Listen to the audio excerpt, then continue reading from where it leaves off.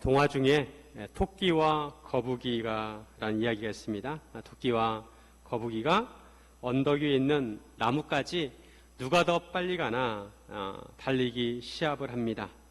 토끼는 깡충깡충 잘 뛰어갑니다. 그런데 거북이는 느릿느릿 힘겹게 움직입니다. 누가 봐도 게임이 되지 않습니다. 토끼는 일찌감치 저 멀리 달아나 버립니다. 그래서 토끼가 중간쯤 와서는 뒤를 돌아봅니다. 거북이가 보이지 않습니다. 그래서 토끼는 나무 밑에서 한숨 쉬고 한숨 자고 가기로 합니다. 거북이가 따르면 아직도 한참 남았고 혹 거북이가 자기를 앞질러 간다 해도 금방 따라잡을 수 있다고 생각을 합니다. 그래서 토끼는 시원한 나무 그늘 밑에서 낮잠을 잡니다. 자기가 낮잠을 자도 거북이를 충분히 이길 수 있다고 생각을 한 것입니다. 하지만 토끼가 잠을 자고 있는 사이 거북이는 느리지만 부지런히 걸어서 먼저 목표 지점에 도달하게 됩니다. 토끼는 뒤늦게 상황이 다급해졌다는 것을 알았지만 소용이 없었습니다. 객관적으로 보면 토끼가 이겨야 합니다. 그런데 중간에 낮잠이 변수가 됩니다. 우리 인생에 이런 일들이 많이 있습니다. 객관적으로 보면 공부도 잘하고 운동도 잘하고 배경이 좋은 사람이 성공해야 합니다. 그런데 인생들을 보면 꼭 배경이 좋은 사람이 성공하는 것도 아니고 배경이 좋지 않다고 실패하는 것도 아닙니다. 오히려 어려운 환경에서 크게 성공한 사람들이 많습니다. 요즘 잘 나가는 엔비디아 창업주 젠슨 황도 어렸을 때 가정 형편이 매우 어려웠다고 합니다. 아무리 조건이 좋아도 인생의 목표를 잘못 설정한다든지 성실하게 살기보다 인생을 허비하게 되면 실패하기 쉽습니다. 반면에 어렵더라도 성실하고 꾸준하게 노력을 해서 성공한 사람들이 많습니다. 이런 면에서 인생관이 중요합니다. 인생의 목표를 어디에 두고 어떤 가치관을 가지고 어떤 자세로 사느냐가 중요합니다. 이런 면에서 우리는 우리 자신을 돌아보아야 합니다. 나는 토끼인가 거북이인가? 속도가 문제가 아니라 태도에 있어서 나는 토끼인가 거북이인가? 하나님께서는 어느 쪽을 칭찬하실까 생각해야 합니다. 어느 쪽이 하나님께서 기뻐하실까? 우리가 하나님을 믿는다면 하나님의 사람으로 살아가야 합니다. 이런 의미에서 우리가 하나님의 사람으로 살아가려면 어떻게 해야 하는지 함께 나누기를 원합니다. 첫째, 하나님의 소리를 들어야 합니다. 우리가 하나님의 백성으로서 이 세상에 살아갈 때 하나님의 소리를 들어야 합니다. 하나님의 말씀을 들어야 하나님의 살아갈 수 있습니다. 예수님께서 베들레헴에서 태어나셨습니다. 예수님께서 다윗의 가문으로 태어나셨습니다. 하지만 예수님은 어렸을 때부터 헤롯 대왕의 위협을 받으셨습니다. 그래서 애굽으로 피하셨다가 하나님의 인도하심으로 이스라엘로 돌아와 나사렛에서 자라십니다. 예수님께서 어떻게 성장하셨는지 성장기에 대한 기록은 거의 없습니다. 그리고 30년쯤 지나서 예수님께서 본격적으로 사역을 시작하시게 됩니다. 예수님께서 사역을 시작하시기 전에 예수님의 앞길을 준비한 사람이 있습니다. 그 사람은 세례 요한입니다. 세례 요한은 예수님보다 6개월 먼저 태어났습니다. 누가복음에 보면 세례 요한은 제사장 사가랴와 엘리사벳 사이에서 태어나게 됩니다. 엘리사벳이 나이가 들어서 아기를 낳을 수 없었지만 가브리엘 천사가 사가랴에게 나타나서 엘리사벳이 아기를 낳을 것이라고 하였습니다. 하나님의 도우심으로 세례 요한이 태어나게 된 것입니다. 예수님을 낳은 마리아와 친척 관계였습니다. 그로부터 30년을 흘렀습니다. 세례 요한이 유다 광야에서 하나님의 말씀을 선포합니다. 유대 광야는 예루살렘과 사이에 있는 광야인데 이스라엘은 땅은 작지만 여러 형태의 땅들이 모여 있습니다. 유대 광야는 거의 사막과 같습니다. 그래서 나무와 풀이 거의 없습니다. 산들이 황토빛의 민둥산들입니다. 그늘진 곳만 잔풀들이 조금씩 날 뿐입니다. 세례 요한이 유대 광야에서 외칩니다. 회개하라, 천국이 가까이 왔느니라. 천국은 풀이하면 하늘나라입니다. 유대인들은 하나님의 이름을 부르기를 꺼려합니다. 하나님의 이름이 너무 거룩하기 때문에 하나님의 이름을 직접 부르지 않고 하나님 대신에 하늘이라고 합니다. 그래서 하나님 나라를 하늘나라로, 즉 천국이라고 한 것입니다. 세례 요한은 천국이 가까이 왔다고 선포했습니다. 그러므로 백성에게 회개하라는 것입니다. 예수님께서 왕으로 오셨습니다. 그리스도로 오셨습니다. 그러기에 예수님을 맞이할 백성이 있어야 합니다. 유대인들은 하나님과 언약을 맺었기에 자신들을 하나님의 백성이라고 여겼습니다. 하지만 유대인들은 사실 하나님의 백성답지 못했습니다. 이런 사람들에게 세례 요한은 천국이 가까웠으니 회개하라고 하였습니다. 이런 세례 요한의 출현은 이스라엘 백성의 입장에서 아주 독특한 것입니다. 왜냐하면 지난 400년 동안 하나님께서 아무 말씀도 주시지 않으셨습니다. 침묵하셨습니다. 이것을 400년 침묵기라고 합니다. 그런데 이런 침묵기를 깨고 세례 요한이 광야에서 하나님의 말씀을 선포합니다. 이런 세례 요한의 출현에 대해서 이사야 선지자가 이렇게 예언했습니다. 3절에 보면 그는 선지자 이사야를 통하여 말씀하신 자라 일러스되 광야에 외치는 자의 소리가 있어 이르되 너희는 주의 길을 준비하라 그가 오실 길을 곧게 하라 하였느니라. 600년 전에 약 600년 전에 있던 이사야 선지자가 광야에서 외치는 자의 소리가 있을 것이라고 예언했습니다. 광야에서 외치는 자가 외치기를 주의 길을 준비하고 그의 오실 길을 곧게 하라는 것입니다. 세례 요한은 이런 이사야 선지자 예언을 성취하였습니다. 세례 요한은 광야에서 지내면서 하나님의 말씀을 선포했습니다. 요한은 낙타털 옷을 입고 허리에는 가죽띠를 띠고 석청과 메뚜기를 먹었습니다. 귀족들은 긴 옷을 입고 다닙니다. 옷의 길이는 그 사람의 신분의 고하를 의미합니다. 신분이 높을수록 옷의 길이가 길어집니다. 하지만 세례 요한은 광야에서 낙타털로 만든 옷을 입었습니다. 이런 옷은 귀족의 옷이 아니라 서민의 옷이고 궁궐의 옷이 아니라 광야의 옷이었습니다. 허리에는 가죽띠를 띠고 메뚜기와 석청을 먹었습니다. 이런 세례 요한의 모습은 마치 엘리야의 모습과 흡사했습니다. 엘리야의 말라기서에 보면 하나님께서 엘리야를 보내신다고 하셨는데 세례 요한은 이 예언의 말씀을 성취한 것입니다. 사람들은 세례 요한이 광야에서 외치는 소리를 듣고 예루살렘과 온 유대와 요단강 사방에서 세례 요한에게 나왔습니다. 그리고 자기들의 죄를 자복하고 요단강에서 세례 요한에게 세례를 받았습니다. 하나님의 사람은 하나님의 소리를 들어야 합니다. 이 세상에는 다양한 소리들이 있습니다. 요즘은 개인 방송 시대라서 유튜브를 통해 개인들이 하고 싶은 말들을 하기도 하고 다양한 소리들을 냅니다. 그래서 사람들은 각자의 취향에 맞는 방송을 보기도 하고 자기가 관심 있어 하는 유튜브를 보기도 하고 자기가 원하는 소리를 듣습니다. 요즘은 알고리즘으로 인해서 관심 있는 내용들을 알아서 올려줍니다. 이런 알고리즘은 내가 원하는 것을 알아서 올려주지만 한편으로 내가 관심 없는 분야에 대해서는 정보를 얻기가 쉽지 않습니다. 그래서 종합적인 정보를 얻기보다 편향된 정보를 얻습니다. 객관적이기보다 주관적입니다. 세례 요한은 광야에서 하나님의 말씀을 선포합니다. 광야는 원초적인 것입니다. 인간의 문명에 닿지 않는 하나님께서 창조하신 그대로의 세계입니다. 그러기에 하나님을 좀 더 가까이 느낄 수가 있습니다.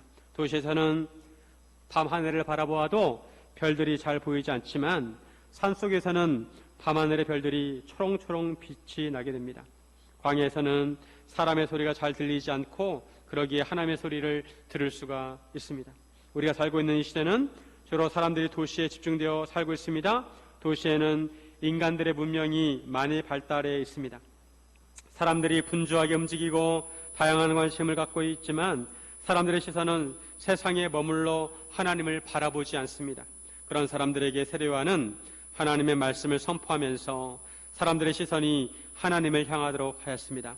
회개하라, 천국이 가까이 왔느니라. 사람들로 하여금 세상의 나라가 아니라 하나님의 나라에 대해서 관심을 갖게 하였습니다. 하나님의 사람은 하나님의 소리를 들어야 합니다. 그런데 사람들은 자기가 듣고 싶은 말만 듣습니다. 집에서 부모는 자녀들에게 필요한 말들을 해줍니다. 그러면 자녀들은 부모의 말을 잘 새겨 듣는 것이 아니라 자기가 듣고 싶은 말만 듣습니다. 분명히 그 전에 얘기를 했는데도 나중에 가서 딴소리를 합니다. 언제 그런 말을 했느냐는 것입니다. 내 방을 청소하면 용돈을 줄게 이렇게 얘기를 하면 자녀들은 내 방을 청소하면 이것은 듣지 않고 용돈을 줄게 이것만 듣습니다. 그런데 집에 있는 자녀들만 그런 것이 아니라 사실 우리 자신이 그렇습니다. 우리도 우리가 듣고 싶은 말만 듣습니다. 우리가 하나님의 소리를 들어야 한다는 것은 압니다. 하지만 실제로 우리가 하나님의 소리를 듣고 있는지 자신을 돌아보아야 합니다. 사람들은 자기가 듣고 싶은 말만 듣습니다. 자기가 좋아하는 말, 자기가 관심 있는 말만 듣습니다. 이것은 사실 자기의 말을 듣는 것입니다. 자기 내면에 있는 말만 듣는 것입니다. 자기 마음에 듣는 말만 들으니까 그것은 자기 소리인 것입니다. 설교를 들을 때도 마찬가지입니다. 자기가 듣고 싶은 말씀만 듣습니다. 청소하라는 말은 듣지 않고 용돈을 주겠다는 말만 듣습니다. 하나님의 소리를 들으려면 하나님의 소리를 들으려는 의지가 있어야 합니다. 먼저 하나님을 바라보고 하나님께 귀를 기울여야 합니다. 그래야 하나님의 소리를 들을 수가 있습니다. 우리 하나님의 소리를 들으려면 얼마든지 하나님의 소리를 들을 수가 있습니다. 성경도 요즘에 많이 있고 인터넷에서도 항상 하나님의 말씀을 들을 수가 있습니다. 그런데 정작 마음으로 하나님의 소리를 들으려고 하지 않습니다. 중요한 것은 마음이 하나님을 향해야 하나님의 소리를 들을 수가 있습니다. 우리 하나님의 사람이라면 하루에 딱 한 말씀이라도 하나님을 바라보고 하나님의 소리를 들어야 합니다. 그 말씀을 마음에 새기고 살아야 합니다. 성경을 읽든지 큐티를 하든지 설교를 듣든지 하루에 한 말씀이라도 하나님의 소리를 들어야 합니다. 그래야 하나님의 사람으로 살아갈 수 있습니다. 이번 주에 한번 결단해 보시기 바랍니다. 하루에 한 말씀이라도 들어야 되겠다. 우리가 전화통화를 할 때도 사람 소리가 상대방 소리가 잘 들리지 않으면 주변을 조용히 시키거나 조용한 데 가서 전화를 받습니다. 마찬가지로 우리가 분주한 생활을 잠시 멈추고 하나님의 소리를 듣기 위해서 시간을 내서 하나님의 소리를 들어보시기 바랍니다. 사랑하는 성도 여러분, 하나님의 소리를 들으시기를 주님의 이름으로 축원드립니다. 둘째, 아름다운 삶의 열매를 맺어야 합니다. 우리는 하나님의 사람으로 살아가려면 아름다운 열매를 맺어야 합니다. 사람들은 과일을 먹습니다. 요즘은 기술이 좋아가지고 사시사철 모든 과일이 나옵니다. 옛날에는 과일을 먹으려면 그 과일이 열리는 계절을 기다렸다가 그 계절에만 과일을 먹을 수가 있었습니다. 그런데 과일을 먹을 때 맛있는 것도 있고 맛없는 것도 있습니다. 어떤 것은 단맛이 나는데 어떤 과일은 한 입 부르면 떫은 맛이 납니다. 인생 열매도 아름다운 열매가 있고 또 그렇지 못한 열매가 있습니다. 우리는 하나님의 사람으로서 아름다운 열매를 맺어야 합니다. 세례요한의 광야에서 하나님의 말씀을 선포할 때 많은 사람들이 나왔습니다. 많은 바리새인들과 사두개인들도 요한이 세례 베푸는 곳으로 나왔습니다. 이들은 요한으로부터 세례를 받기 위해서가 아니라 염탐의 목적으로 왔습니다. 백성들에게 세례 요한의 인기가 올라가니까 그를 주목한 것입니다. 그 당시에 유대 사회에는 네 가지 정치 세력이 있었습니다. 바리새파, 사두개파, 에세네파, 열심당이 있었습니다. 바리새파는 율법과 그들이 만든 규범을 철저하게 지키는 사람들이었습니다. 이들은 세상 사람들과 구별되는 것을 강조합니다. 그래서 구별된 자라는 뜻을 가진 바리새인이라고 불렸습니다. 바리새인들은 백성들에게 인기가 있었고 또 많은 영향력을 끼쳤습니다. 하지만 그들은 너무 형식적이었습니다. 그래서 예수님께서 이런 바리새인들을 비판하셨습니다. 사두개인들은 제사장 가문과 주로 귀족 출신들이었습니다. 이들은 구약 성경 중에서 모세 오경만 인정을 하고 다른 성경은 인정하지 않았습니다. 그들은 하나님의 성전을 장악하였고 주로 지도층을 형성하였습니다. 요즘 국회라고 할 수 있는 사내들은 공회는 71명으로 구성되어 있는데 그 중에 대부분은 사두개파였습니다. 그리고 에세네파는 세속을 떠나 광야에서 은둔 생활을 했습니다. 그리고 열심당은 로마로부터 독립을 꿈꾸면서 로마에 저항하는 세력이었습니다. 많은 바리새인과 사두개인들이 세례 요한에게 나올 때 세례 요한은 이렇게 강하게 그들을 비판합니다. 7절에 보시면 요한이 많은 바리새인들과 사두개인들이 세례 푸는 데로 오는 것을 보고 이르되 독사의 자식들아 누가 너희를 가르쳐 임박한 진노를 피하라 하더냐. 세례 요한은 그들을 독사의 자식들이라고 하였습니다. 독사의 자식은 독사입니다. 그들 안에 악한 독이 있다는 것입니다. 하나님을 섬긴다고 하면서도 실상은 그렇지 않았습니다. 하나님을 섬기면 좋은 열매를 맺어야 하는데 그들은 독사과를 맺었습니다. 세례요한은 그들에게 누가 너희를 가르쳐 임박한 진노를 피하라 하더냐라고 했습니다. 이 말씀은 하나님의 진노가 곧 임박했다는 것이고 바리새인들과 사두개인들도 하나님의 진노 아래 있다는 것입니다. 그러면서 세례요한은 그들에게 회개에 합당한 열매를 맺으라고 합니다. 회개는 죄로부터 돌아서는 것입니다. 회개는 말로만 하는 것이 아니라 그에 맞는 행동이 뒤따라야 합니다. 세례요한은 속으로 아브라함이 우리 조상이라고 생각하지 말라고 합니다. 유대인들은 자신들이 하나님의 백성이라는 자부심이 있었습니다. 그래서 하나님의 심판은 이방인들이 받는 것이지 자기들은 심판을 면한다고 생각을 했습니다. 할례를 받은 자기들은 하나님의 심판으로부터 예외라고 생각했습니다. 하지만 이런 사람들에게 세례요한은 따끔하게 말합니다. 조상이 아브라함이라고 안심하지 말라는 것입니다. 조상이 아브라함이라고 하나님의 진노를 피할 수 있는 것이 아니라는 것입니다. 단순히 아브라함의 혈통을 이어받았다고 해서 하나님의 진노를 피할 수 없다는 것입니다. 유대인들은 아브라함의 자손이라고 자부심을 갖지만 하나님께서는 능히 돌로도 아브라함의 자손을 만들 수 있다는 것입니다. 중요한 것은 단지 핏줄을 이어받는 것이 아니라 하나님께서 인정하시는 좋은 삶의 열매를 맺어야 한다는 것입니다. 유대인의 삶을 볼 때 이미 도끼가 나무 뿌리에 놓였다고 합니다. 하나님께서 심판하실 때 좋은 열매를 맺지 않은 나무마다 찍어서 불에 던질 것입니다. 이미 도끼가 나무 뿌리에 놓였다는 것은 심판의 때가 다가왔다는 것입니다. 하나님께서는 좋은 열매를 맺지 않은 나무는 찍어서 불에 던질 것이라고 하셨습니다. 그러면 어떻게 해야 좋은 열매를 맺을 수 있을까요? 우리가 어떻게 해야 아름다운 열매를 맺을 수 있을까요? 요한복음 15장 5절과 6절 우리 같이 한번 읽겠습니다. 나는 포도나무요 너희는 가지라. 그가 내 안에 내가 그 안에 거하면 사람이 열매를 많이 맺나니 나를 떠나서는 너희가 아무것도 할 수 없음이라. 사람이 내 안에 거하지 아니하면 가지처럼 밝게 버려져 마르나니 사람들이 그것을 모아다가 불에 던져 사르느니라. 예수님께서는 포도나무이시고 우리는 가지라고 하십니다.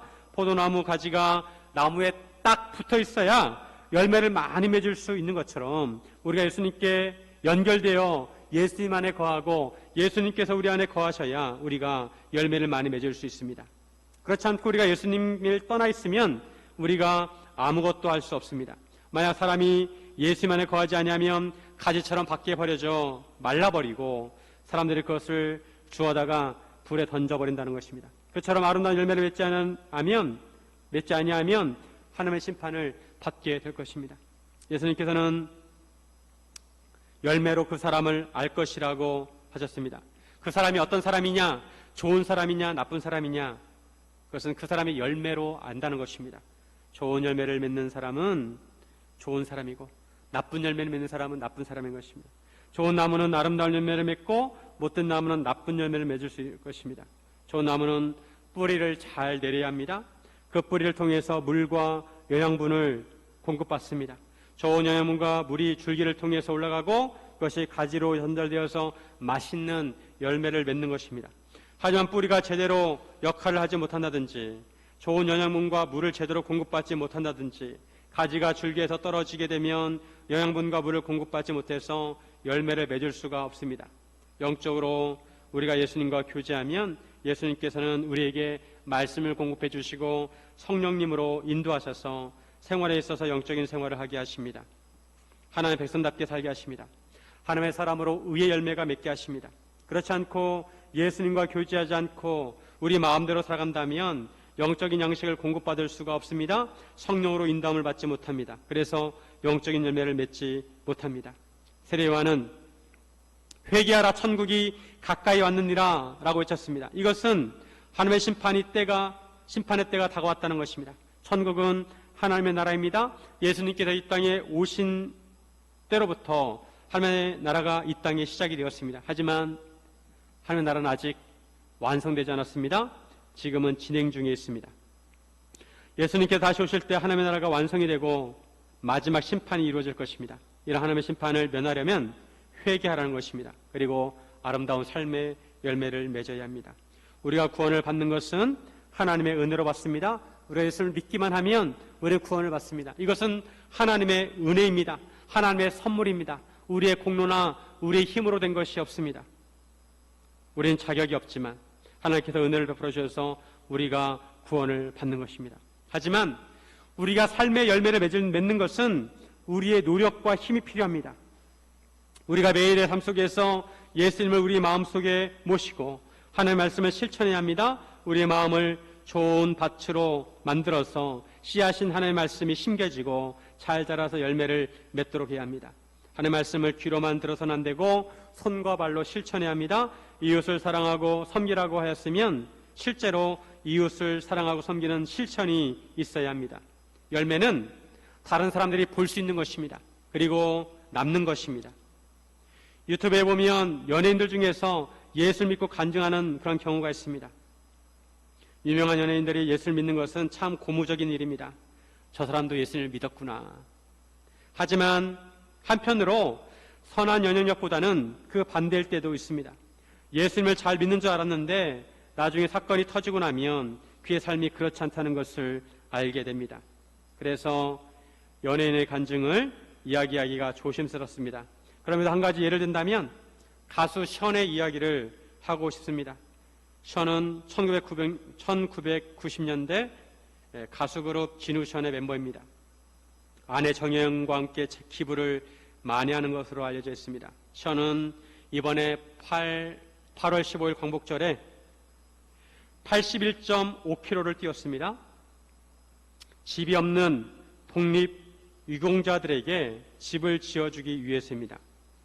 마라톤 42.195km를 뛰는 것도 힘든 일인데 81.5km, 광복절이 8월 15일이니까 8.15km를 뛰는 것도 좀 약한 것 같고 그래가지고 81.5km를 뛰었다고 합니다.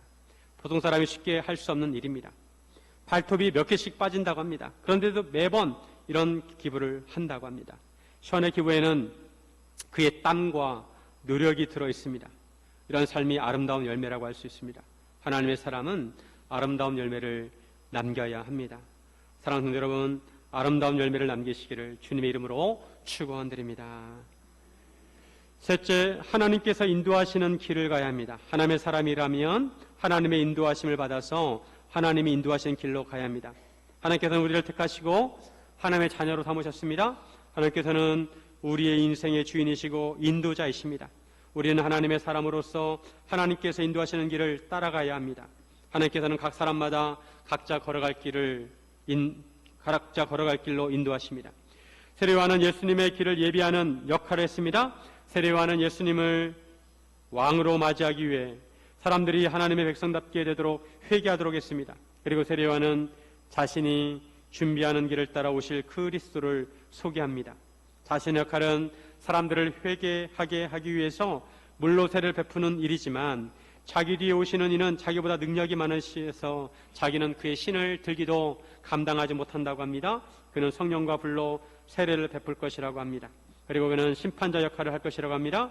농부가 추수를 해서 손에 키를 들고 자기 타작 마당에서 곡식을 까불러서 알곡은 모아서 곡간에 들이고 쭉정이는 불에 던지는 것처럼 그리스도께서 심판자가 되셔서 의인과 악인을 가르시고 의인은 천국의 삶을 살게 하시고 악인은 불의 심판을 받게 하신다는 것입니다.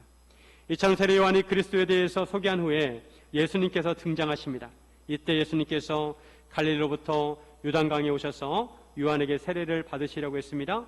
세례요한은 자기 뒤에 대단한 분이 오신다고 소개를 했는데 예수님께서 그런 세례요한에게 세례를 받으시겠다고 하셨습니다. 세례요한은 당황했습니다.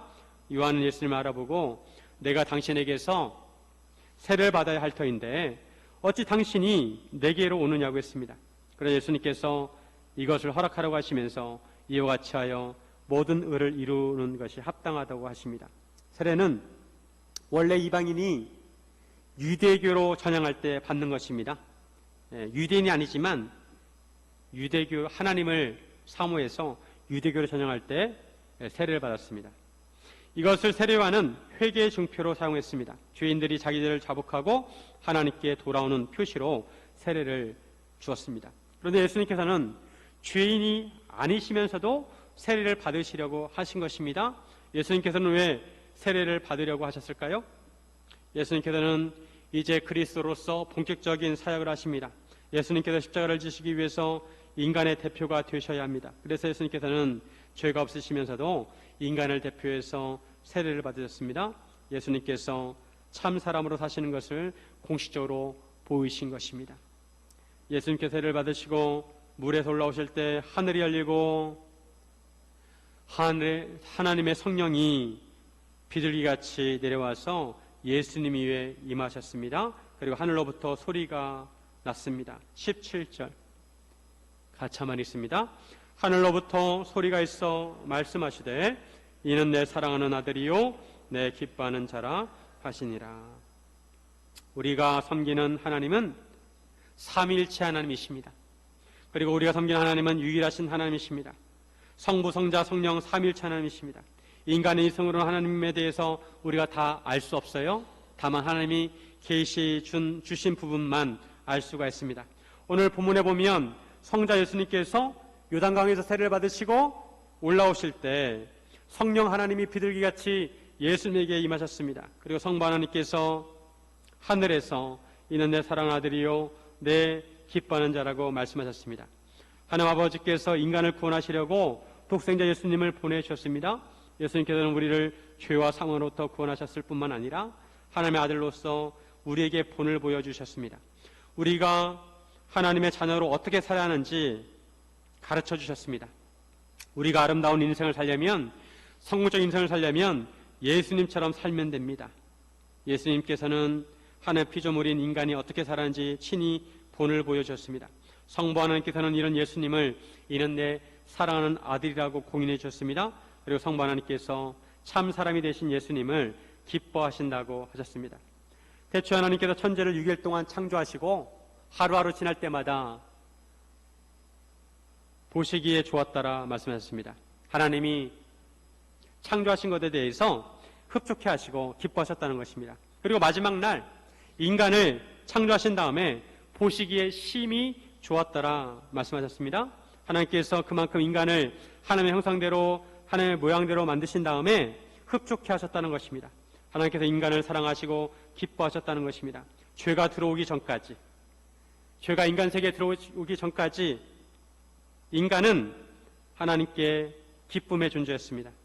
하나님께서는 참 사람이 되신 예수님을 향해 내 기뻐하는 자라고 하시는 것은 죄 가운데 있는 인간들을 구원하셔서 창조하셨을 때처럼 다시 인간들을 기뻐하시겠다는 것입니다.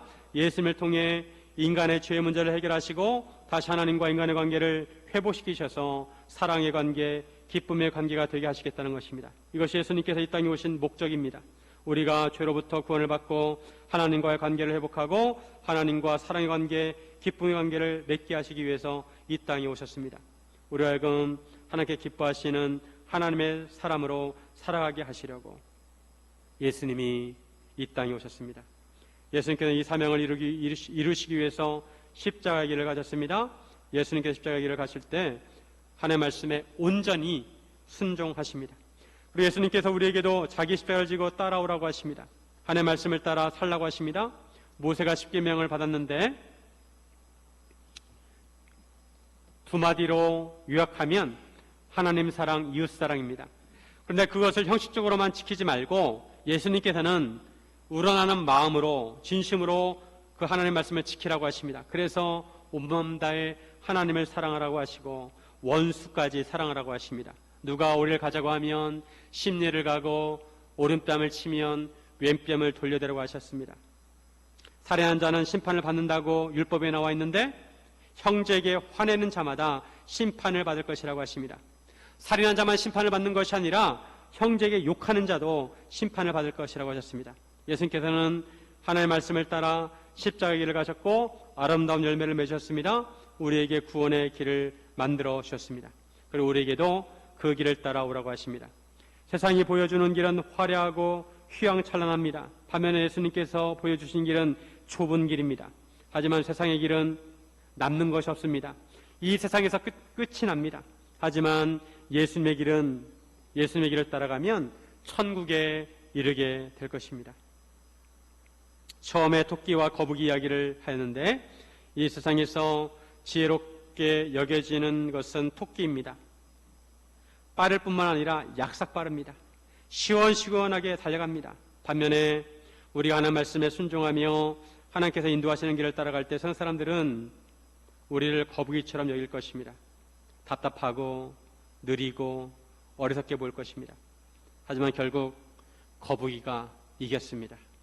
우리에게 주어진 길을 묵묵히 걸어갈 때 우리가 천국에 이르게 될 것입니다.